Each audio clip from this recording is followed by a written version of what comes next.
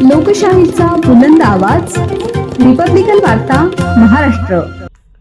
महागाव वीज वितरण कंपनीच्या कार्यालयासमोर आमरण उपोषण सुरू. न्याय न मिळाल्यास याटेवाड कुटुंबाचा आत्मदहनाचा इशारा.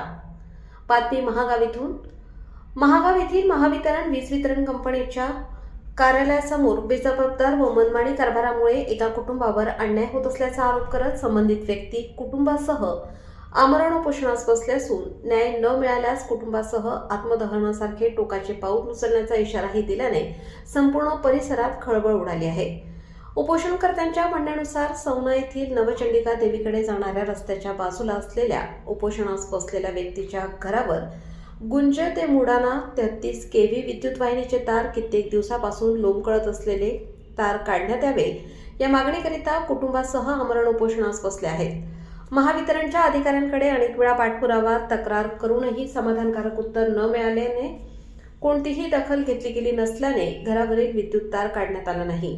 त्यामुळे उपोषण करत कुटुंबासह आत्महत्येचा निर्णय घेऊ असा गंभीर इशारा उपोषणकर्त्यांनी दिला आहे.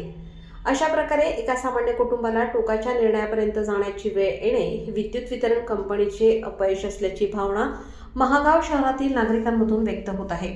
दरम्यान या प्रकरणाची गंभीर दखल घेऊन संबंधित व्यक्तीस न्याय देण्यात यावा अशी भावना नागरिकांमधून व्यक्त होत आहे. या उपोषणात बसलेल्या कुटुंबातील व्यक्ती सोनबा गिरीधरी याटेवाड, निशिका सोनबा याटेवाड, दीपाली शिवाजी याटेवाड, गौरव शिवाजी याटेवाड, कार्तिक शिवाजी याटेवाड या प्रकरणाची गंभीर दखल घेऊन संबंधित अधिकाऱ्यांनी तात्काळ चौकशी करून संबंधित कुटुंबाला न्याय द्यावा तसेच भविष्यात अशा घटनांची उपाययोजना कराव्यात अशी जोरदार मागणी नागरिकांकडून होत आहे. रहिवासी असून माझे घर नवचंडिका देवी रोडच्या काठेला आहे.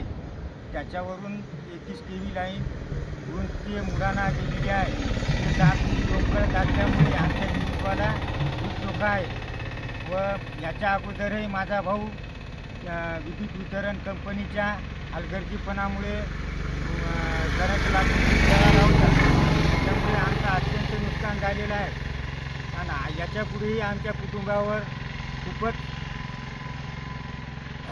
विद्युत वितरण कंपनीच्या हलगर्जीपणामुळे घराच्या लागून जळाला होता. त्यामुळे आमचं अत्यंत नुकसान झालेलं आहे आणि याच्यापुढेही आमच्या कुटुंबावर खूपच. रिपब्लिकन वार्ता महाराष्ट्र न्यूजसाठी Vidarbha उपसंपादक Rajesh Dhole, Yavatmal. Subscribe now and press the bell icon. Never miss an update.